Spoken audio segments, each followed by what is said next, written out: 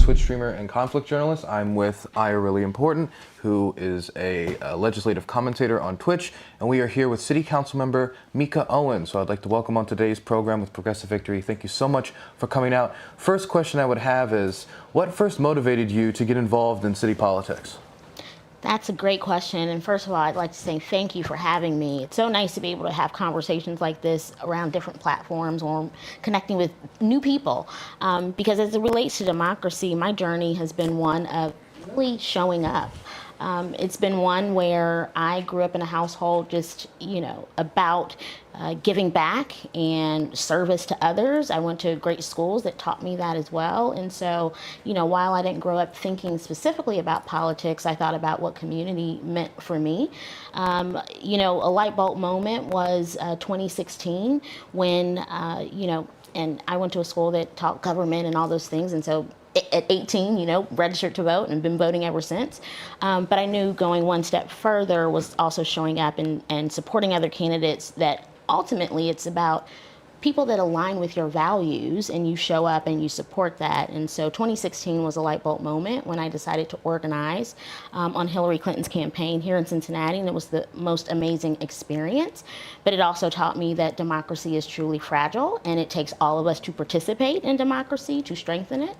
And so I thought about, what does that look like for me? And so from a personal level, I went into local government at that time. I went into our court system.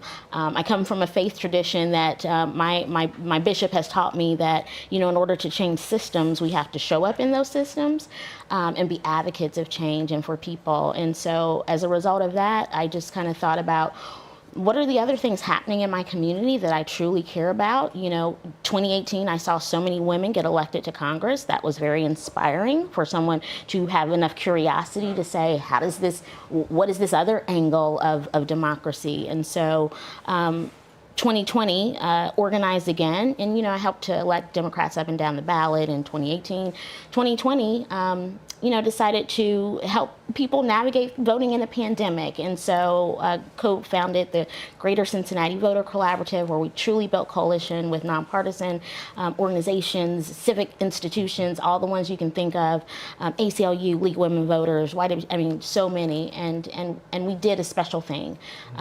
We created an infrastructure where we drove so many people to the polls, 100 rides to the polls, the first time ever in Cincinnati, and we exist to keep building something that is sustainable. But it was all those things that then translate to, wow, I'm looking at national news, but it's always all politics are local, and the issues that you're looking at, they start in your own backyard. And so for me, also looking at leadership in Cincinnati and the style of leader that I am, just took a real, introspective look at what I could bring, what I care about, what I'm passionate about, and how I could see my leadership in Cincinnati. So that's a little bit of the short answer, but it was a journey. It wasn't an overnight decision. Can I ask you, what's that like going from the outside to the inside? Because now you're in the legislative body, and I know what it's like being an activist, and you go to the meetings and you're demanding stuff, and maybe you're not seeing everything that's going on and the deals that have to be made and just the compromise. So what is that like now that you're on the inside? Does it change anything about you or your approach? Well, it's not changed anything about me, but it's giving me more resolve to be the person to continue to fight for the things that I believe in. Now, on the inside, yes, it is about relationships. I mean, that is how things get done, and I think that's just synonymous in any sector of the world, right? In any industry. And so there are times where there are some give and takes, because when you are agitating power structures, those things become uncomfortable. And certainly if you're someone like I would think of myself as someone who is there for change and not status quo, then it's really the value of building relationships in an authentic way where trust is established is what I'm really learning. That's interesting.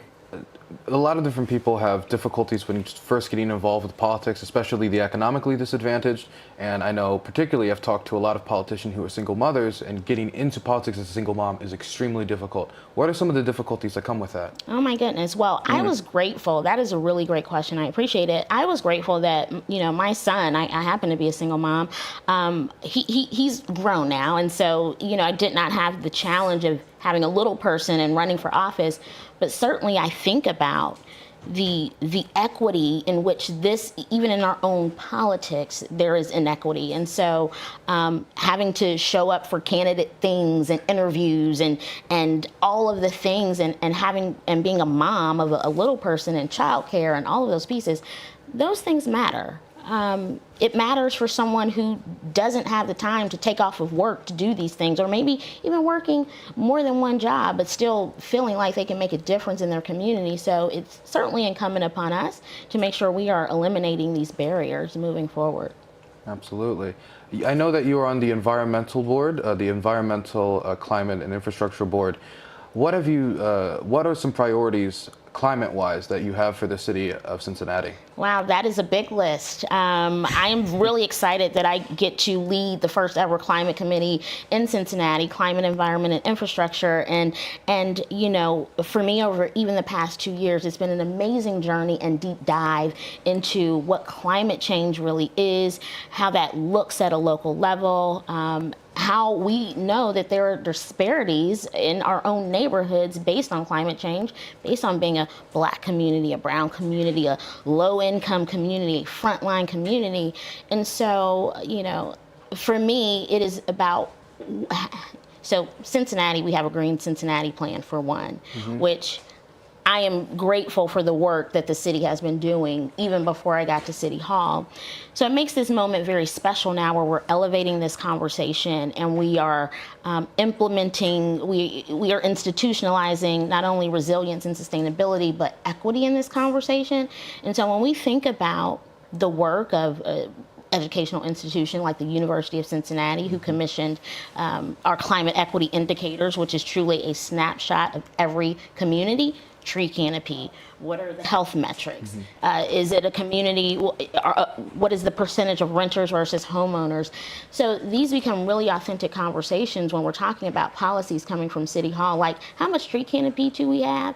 And when we have neighborhoods that have 70% tree canopy and neighborhoods that have less than 1% tree canopy, I think we know what we should be doing. And so I've got a list of things.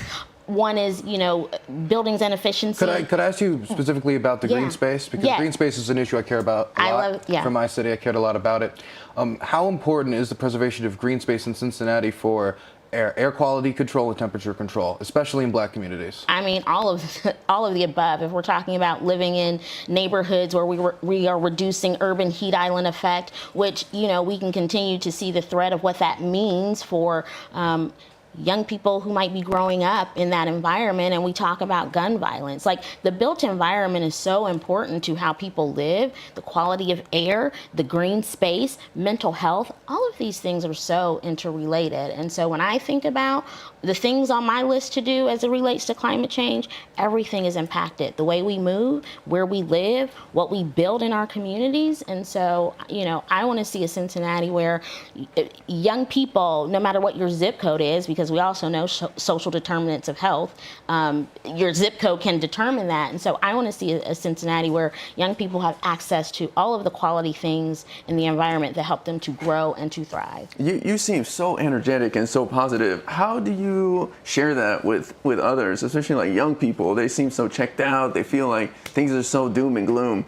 How do you combat that? How do you get people motivated? Well, you know, one, I value people. I value young people especially, and knowing that, you know, we are all responsible for those who come behind us. And for me, I'm always looking for young people who are just curious enough to show up.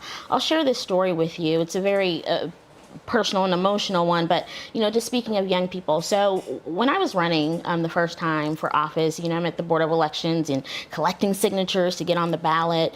I met a young man at that moment. Him and his mom, they were standing in line ready to go vote.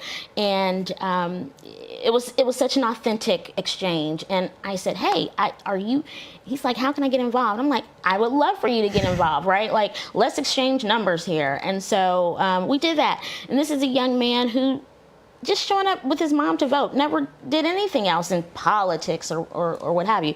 So he shows up and volunteers and walks a parade with me, you know, all of these things. The unfortunate end to this story is that he was someone who lost his life due to gun violence. And so, you know, the important lesson is, what are the doors that we are opening for people, while we're also looking at all of these social factors that affect people in our community, which is for me the upstream approach of why my work is so important in Cincinnati. But I think it comes back to valuing people and knowing that young people, you do have a space here. You know, politics, it can seem so like esoteric. What does that mean? What does that look like? Just showing up and people opening the door is the first step to that.